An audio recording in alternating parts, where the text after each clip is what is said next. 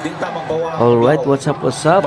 For today's video po ay sumama po tayo sa prayer rally ni FPRRD.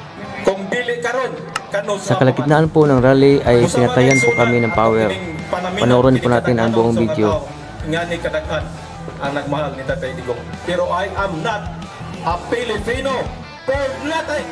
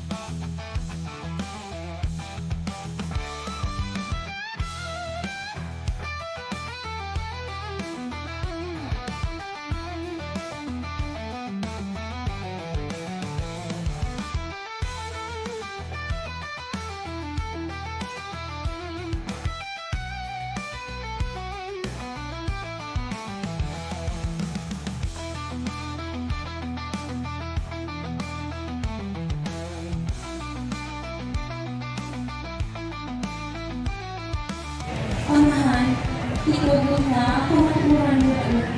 Iuli ang sisya, pero ang katawhan. Iuna sa kanaging sa makubot sa kapatid. Nag-aako ko ni anak kay Tatay Digong, pantay siya, pagkatay. That time, kakapanalo lang niya bilang presidente. So, as I see him, he's a good man. A man with honor and dignity. Very simple. Hindi niya gusto na sinasalubong siya ng red carpet.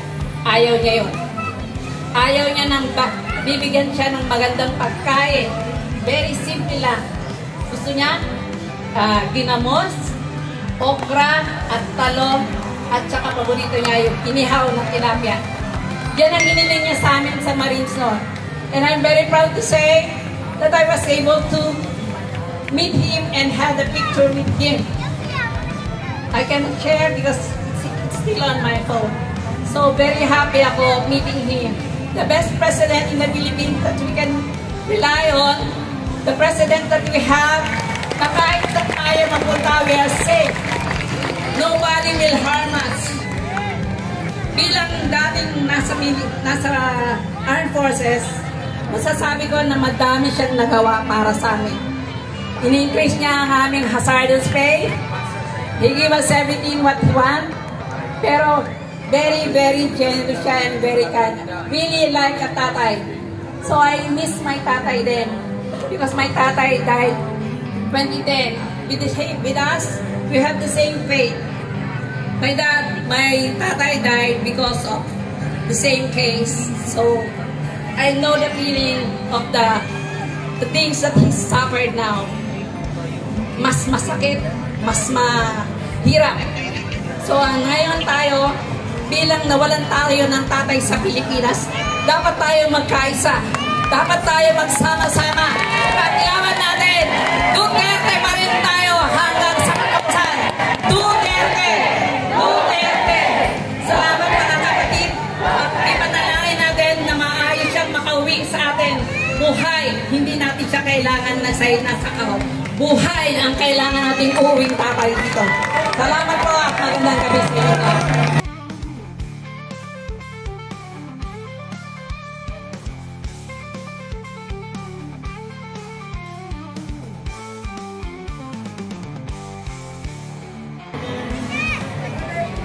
Daghang salamat Dr. Emmy Peramide. Grabe ang ihang experience now with our Tatay Digong in the Armed Forces. So makaingon gyud ta nga halos kitang tanan naa diri. Wala man siguro ta naa diri kung wala ta naka-feel kay Tatay Digong, no? Bisan ang pinakaubos nga Pinoy, bisan ang pinaka-pobre na feel yun ang pagmahal ni Tatay Digong. Maong kita na diri nagkayusa and we shout and we support Duterte. Again, Duterte!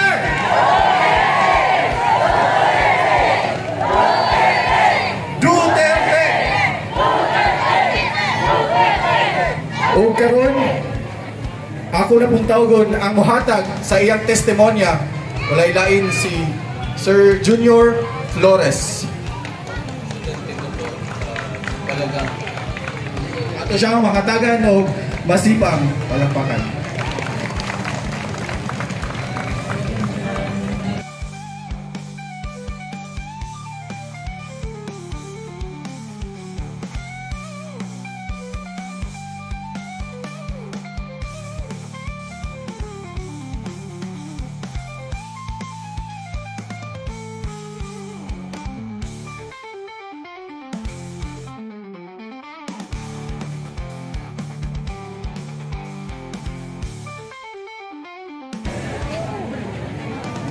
Hello.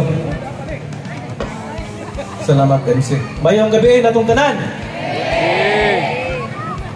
Sugo sa mayong pamatasan, mayong gabi na itong tanan. So, siguro, nakurat mo, daghan na yung mga pipila din nakailan na ho. Doon na po pipila din daghan siguro din wakailan na ho. Ako si Junior Flores, kanhi kapitan sa Barangay San Miguel. Daraw, nahang Badjutay. Ako nagpakatakos din sa inyo atubangan bisag orag kulba tungkol sa kadaghang tao. Ako bukal ko nga supporters ni Tatay Digong bunad pa sa iyang pagka-mayor sa Davao hangtod karon na presidente. So ako lang i-share ang akong kasinatian. Sakit man pero wa ko'y mahimo dawaton ni na kay naa naman. So ako usa ka supporters labi na sa war on drugs ni Tatay Digong. Gani pareha ni Tatay Digong igo rapod ko nagpatunhay sa kahap sa iyong kalinaw sa akong barangay. Pero giathan ko sa mga karaho, giathan ko sa mga adik. Mao ni nakaway lami kung mapasagdan atong lungsod, ang atong komunidad nga maglatagaw ng mga adik. Usa akong gi-admire pa kayo ang war on drugs ni Tatay Digong. Tinuod daghang nagwas, daghang negative ang nona parte sa war on drugs. Pero para na ho usa ka maayo nga lakang nga gihimo ni Tatay Digong. Pagsumpo sa mga ilegalista, pagsumpo sa mga drugas, pagsumpo sa mga korupsyon, pagsumpo tanan nga dili maayo sa atong katilingban. Again, usa ko ka biktima. Ila kong gipanamas-tamasan tungod sa mga nalulong sa mga droga. Bangag na ang utok sa mga tao, kung unsay isugo, mutuma na lang. Gani pagdakop, nadakpan man ang nagbinuang naho, nakuhaan pa ang drugas ug armas. So dinhi ning kagabion mga kaigsunan, usa ka tawo si Tatay Digong maningkamot pagsugpo sa tanang illegal, pero asa siya karon? Siya may gitaral. Ang tao nga naningkamot para mapahapsay ang kaniadtong nasod, siya may gidakop. Samtang ang mga illegalista, mga drogista, mga tao nga dili mayo binuhatan karon hapsay og malinaw ang ilang kahimtang karon. Naglatagaw sila nga way naglapot samtang si Tatay Digong arang kaluoy. Kita ninyo sa atong mga social media perting luoyan. Pero di ta magpawa paglaom. Maningkamuta kay ginaingon man kung kinsa kung dili ta mo barog kinsa pa man, kung dili ta utindog kinsa pa man, kung dili karon kanus pa man. Busama kay igsunan ato kining panaminan kining kadaghanon sa mga tawo ingani kadaghan ang nagmahal ni Tatay Digong. Gani bukal ko sa social media sige ko sa Tatay Digong. Ignon taon ko nga wala kay muko na tayo mo comment mga anti Duterte siguro na sila. Wala kay angay makul na ka. Sakit. Pero ako nang gidawat kay tinuod na po lagi. Pero wala mo tagibuo, wala mo tagigira ng bakol. Bisag PWD naman para social. Diba? Pero mga kaigsunan, ingnon mo, bakol ko, PWD ko. Pero I am not a Filipino for nothing. Thank you, mayong gabi, kanakong tanan. Ay, sa pa, mapasalamat pa rin ko sa tita na sa Tagasugod, may naghatag ko, may nag-organize nini. Di nagbasik di ko makapasalamat ko niya, basik di namin magkita tungkol sa kadagan. Salamat, Tagasugod. Of course, ni Dr. Nonoy Trumata, salamat Dok sa paghatag ni mo o ikaduhan ko na buhay na. Salamat. We stand with Tatay Digong Duterte. Thank you.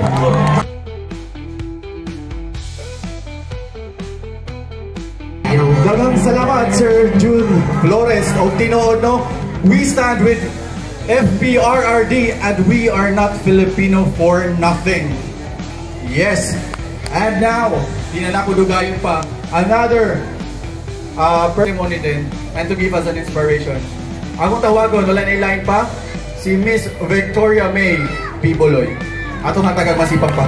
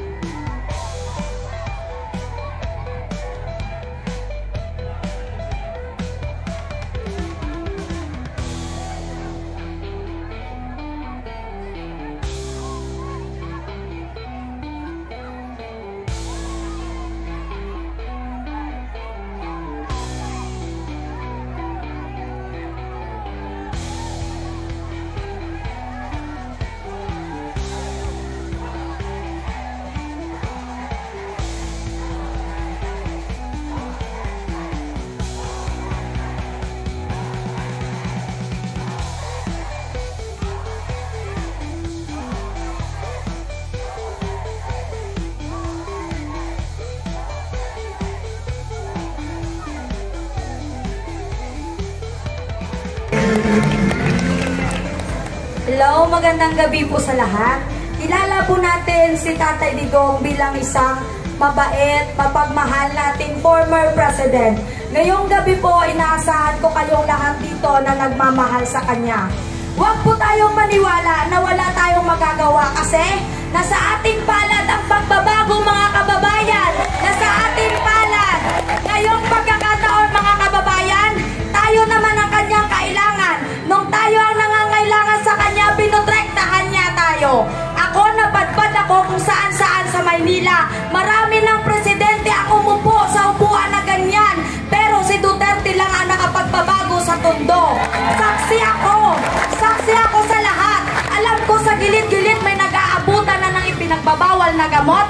Pero naglalakad ako, nag-iingat ako, may mga gamit ako na pang self-protect ko. Pero sa panahon ni Digong, palakad-lakad lang ako, naka-shorts pa ako niyan kasi alam kong safe ako. Ngayon mga kababayan, kailangan niya ang tulong natin. Kailangan natin protektahan ang nag-iisa nating Vice President.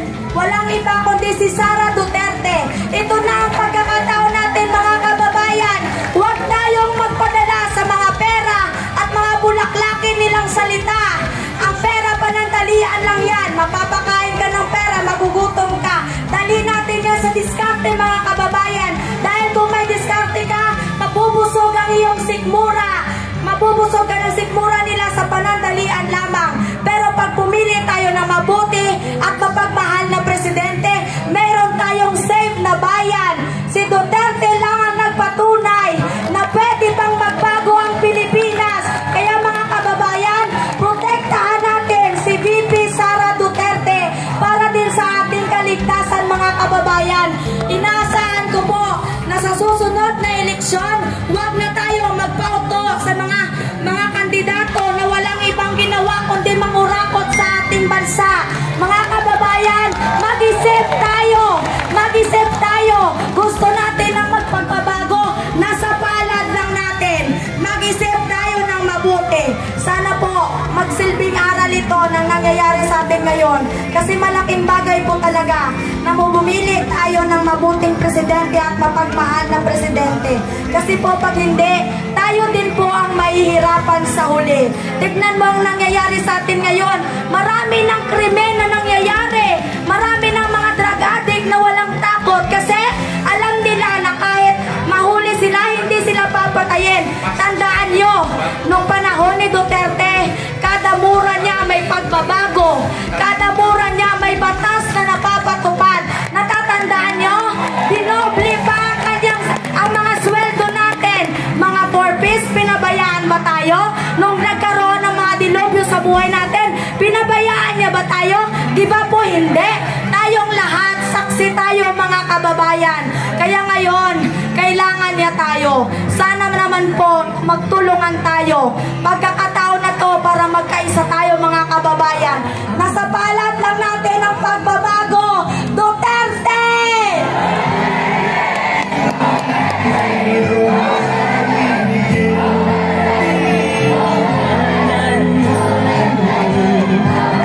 Maraming salamat po. Sana po, lesson learned na tayo. Pumili tayo ng mapagmahal at mabuting kandidato para maging safe tayo.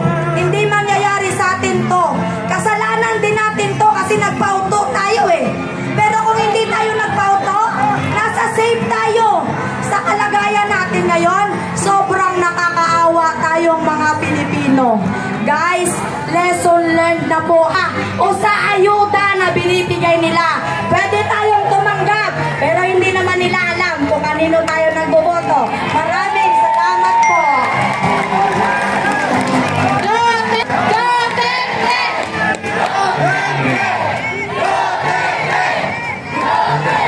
Daghang salamat.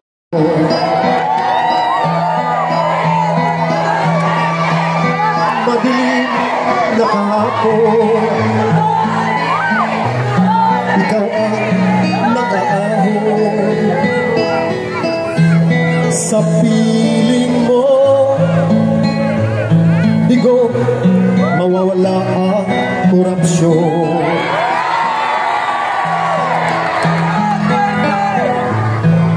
Tayo na Pilipinas, tayo na magbago.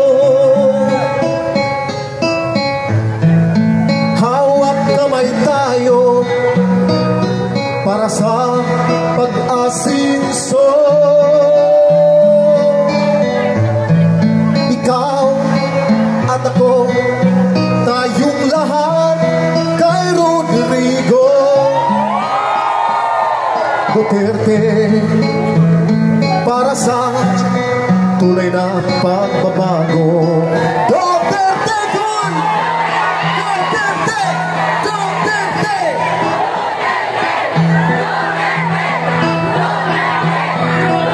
Sa paligid, paminawanin, talamak mga krimen,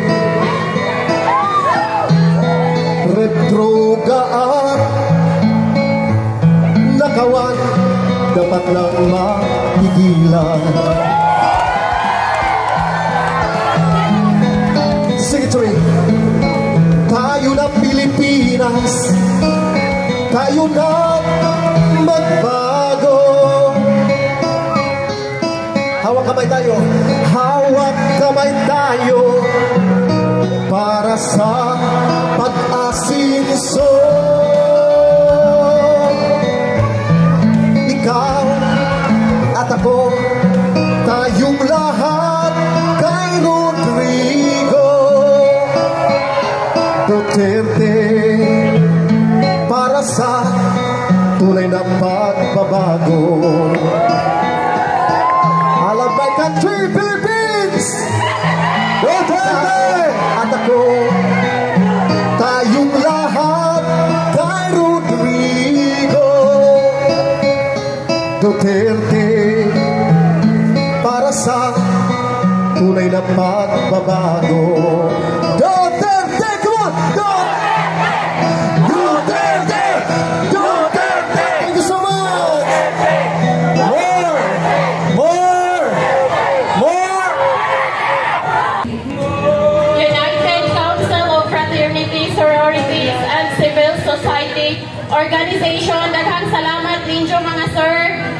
di naman mo mag-mention tagsa-tagsa, pero deep in our hearts, daghang salamat sa pagtabang ni Sir Tagasugod para mahimo ni nga event. Sa taga-Carancho Group, daghang salamat. Sa itong mga religious sector, daghang salamat kaninyong tanan. Sa itong traffic na traffic enforcement, daghang kayong salamat kaninyong tanan.